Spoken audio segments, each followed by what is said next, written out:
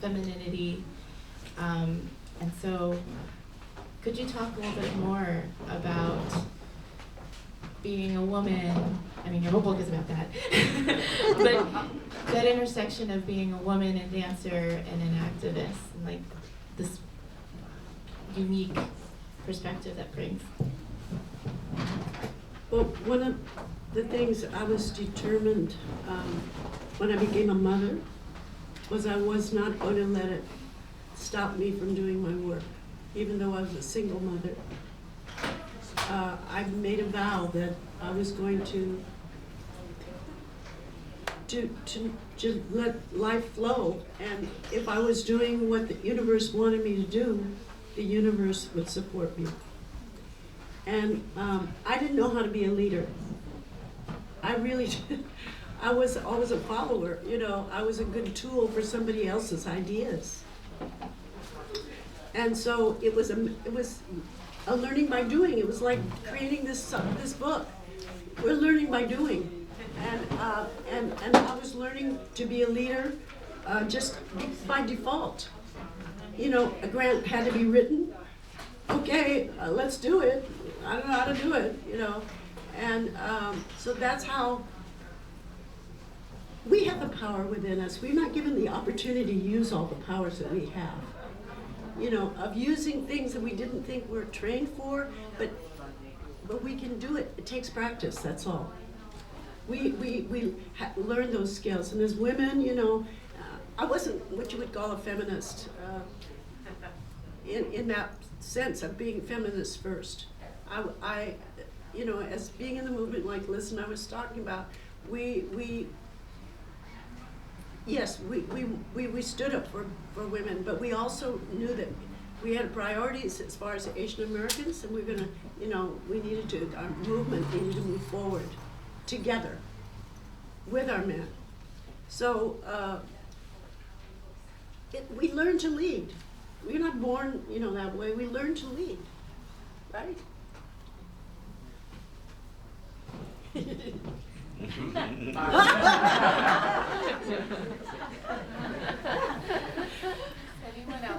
Does anyone else have a question for you, Susan? Are you familiar with East-West players? Oh, yeah. And then do you interact often? And the what? Is there interaction between your... Yes, so actually the first musical we wrote, Chop Suey, was a collaboration between East-West players and a great league. And they, of course, had an experienced group of actors, and we were the rebels and the people in the community. And but no, we got a lot of support from them, and yes, we know them well. George, do you have a question? Yeah, I just want to say, you know, just how inspiring your story is. I grew up with very racist, sort of, not of their own fault, Japanese parents, right? They're Issei. And I think I've shamed them so many times in my life. And I kind of got used to that to a point where it radicalized me. You know, once I got kind of, you know, figured out that I was me, that I was an Asian American, you know, and I just want to know how, like, your parents' relationship, like, I know you kind of probably hid some things from them, you know, but what is that level of, you know, connection and disconnect with your parents that you had? Well, as you said, I dropped it on pretty heavy. I struggle with this question all the time. So. You know, once it really, Kamau was the factor. My kid was beautiful, wasn't he? He was really cute, and he was, and he actually changed the world around him as well. And that's not the only way people change, but for me, that spoke volumes, because how could you not love this little kid, you know? And but there are different ways. People get used to it as they see you. As they see you functioning and they see you thriving as an artist or whatever you do, they begin to accept that, okay, this is getting more normal. you know, and maybe they won't ever, but if we don't try to do it and we don't say who we are and live who we are, they're not going to change at all. And we know, but I had to name that we come from racist, there's a lot of racism in our own community. And that's why I had to talk about it in the book. Thank goodness my mother's not here anymore. I had to take those things into consideration as well, but she did overcome it, you know. And my father was half white. So she had, you know, her first thing was, you did this because I married your father. That was her first thing. And I didn't understand what she meant by that. But she saw that as a child, I wasn't all Japanese, so I also had problems. I wasn't accepted by Japanese kids totally, or the white kids, of course. So you know, like I said, it's complicated. And every situation is different, and as we grow up and we confront these things and we talk and bring it out, and we create a platform for people to actually either agree or disagree or change a little bit, just move the line a little bit. Thank you. Amy? I have kind of a starstruck question, which is, I've seen the documentaries, and you're performing with Yellow Pearl on TV, and you're introduced by John Lennon and Yoko Ono. How did that happen? And was there a connection, you know, because Yoko is Asian and Yellow Pearl are singing these Indian songs? I'm not really sure, but I think there was an activist in our movement, his name was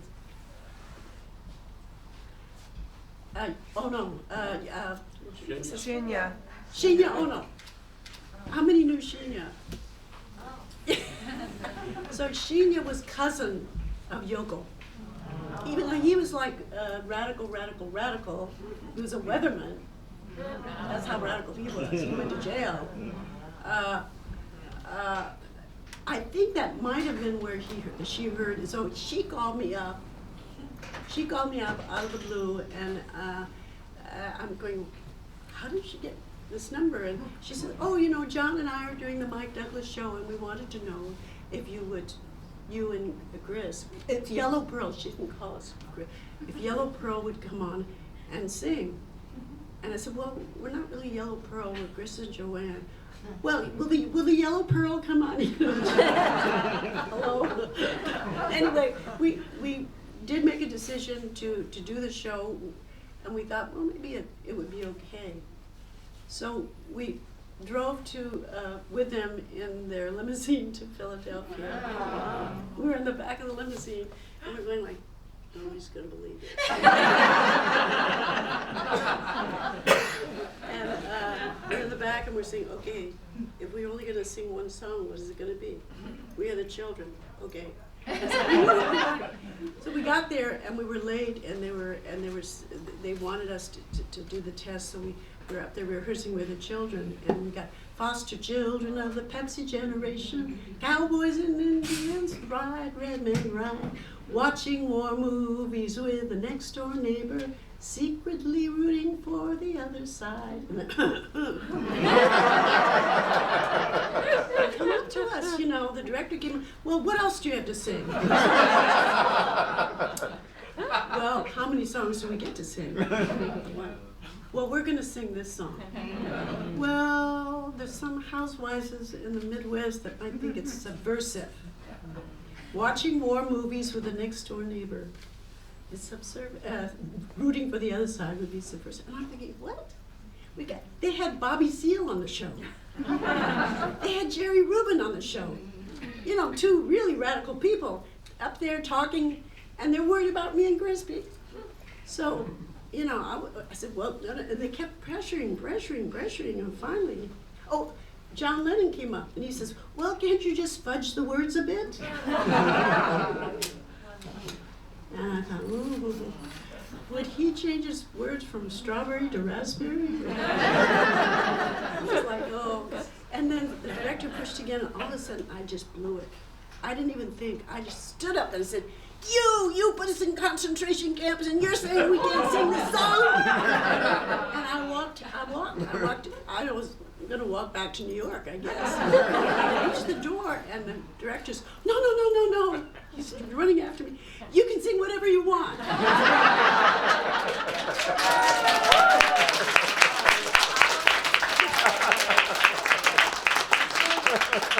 thing is, it wasn't just me blowing my stack. I realized that it was 100 years of silence, 100 years of people telling us we shouldn't be this and we should be that. It just, it exploded. And we were gonna do that song or do nothing. And then afterwards, John Lennon comes up and Mike Douglas come up. Oh, those words for the songs are so clever. We're like, anyway, but that was one example of working in the system and how you have to just sort of stand up when you have to stand up. Right. Yeah. Wow, so cool. Ava has a question? It's really just a word of thanks, because the best work stands the test of time, and I don't know how much you realize just how much that record has meant to so many of us and the younger generations thereafter. Yeah, when Corky Lee was doing the last photography show, he was out there on Moscow Street playing your album over and over and over again. And it was a way that I think for some of the younger folks to hear your music for the first time. And it really is amazing how it still sounds fresh and new every time you play it. So I just want to thank you for that on behalf of everybody. And also for Chris Jima for that, because Chris really, he played the music. He set the tempo for it.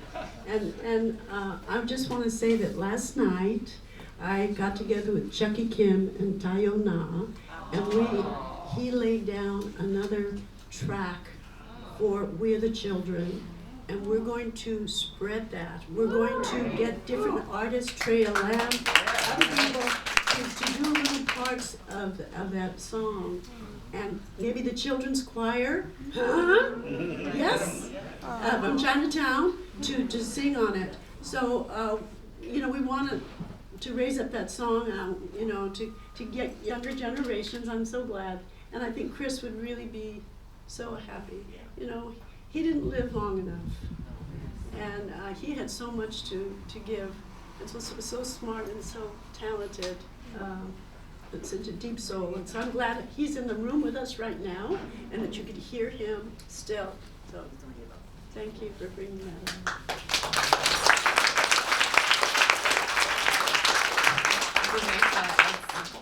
Acknowledge the playing of the Yellow Pearl record over and over again as you were in the newsstand with Corky. 10 days of 10 days. Tomia, you had something. Tomia, you wanted to say something? Actually, you answered my question. I just wanted to say how grateful I am for your being here.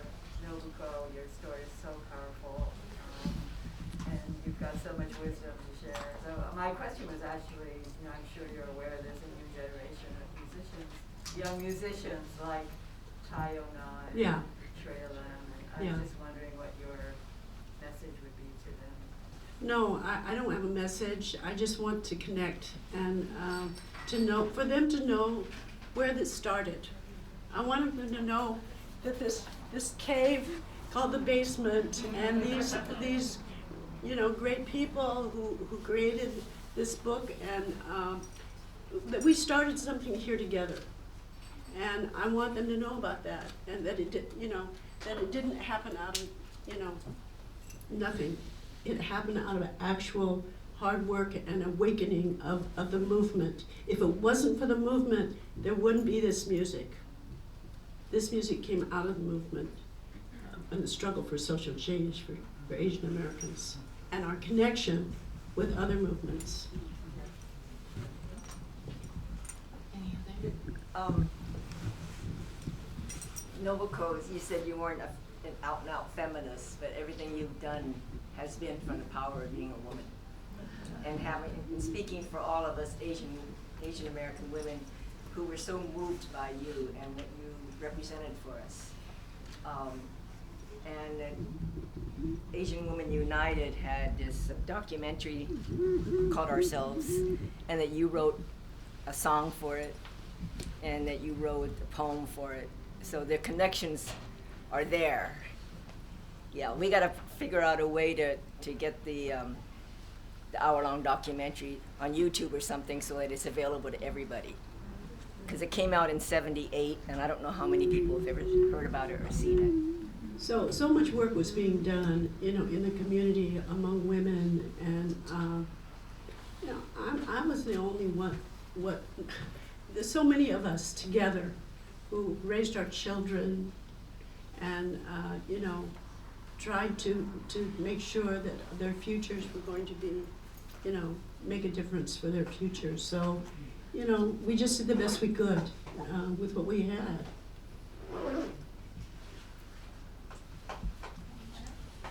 Passing the baton on to y'all. We're ready.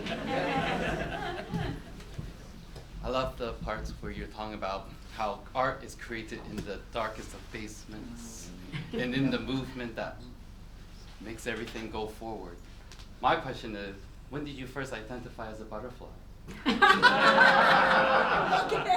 Oh, that's the title. It's right here to sell the book. That wasn't the first title of the book. The working title that I had was "What Can a Song Do?" And when the University of California Press was the publisher, and he said the editor, the director said, the title doesn't work. You got another title, and I just, I didn't know. I really had to go deep. And then I realized there was, on the album, 120,000 Stories that I just did was this song, Not Your Butterfly, which was a reaction to seeing this banner of Puccini's opera, Madame Butterfly. And this day and age, I'm looking at that and say, that opera started a whole lot of bad stuff for Asian women, from Miss Saigon to whatever, and then we're in the middle of this pandemic, and against the violence against Asian women, and so I wrote the song "Not Your Butterfly" as a response to that. That's where it came from, and I sort of like the title, don't you? Yes, don't forget we're here to sell books. I think Alice and Janie are selling the books in the other room, and afterwards you can get them signed here. So I'll close up by thanking you again, Nobuko, not only for coming and joining us tonight and bringing this magic, but starting that roadmap and those recipes for us to follow. And we hope to continue singing your songs and write more that we hope you'll be proud of. And we are ready to take the baton. Yes. And also keep celebrating with you all. And this is what we're here for. So thank you so much. It really has been a wonderful homecoming to be here amongst you all. Bayark and I, we performed in Flower Drum Song together. We were children. She was a children. She was 12 years old or something, and went on, as a Broadway, major force in Broadway musicals. Now my kid's in Chinatown. PS 124. Yes. So she is the one rare person who has been able to have this grand career, and brought something back to the community. And really, when I saw those children sing at the 60th anniversary of Flower Drum Song, "Your Children," that's the school, I said, oh my God, I never saw Asian children sing like that before. Just beautiful, free, unabandoned, proud of themselves. You don't see that. So thank you.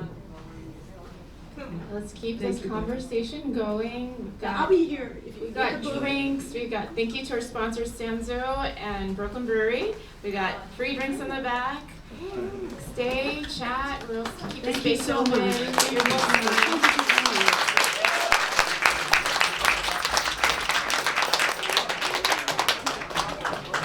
I have to go buy a book. Be right back.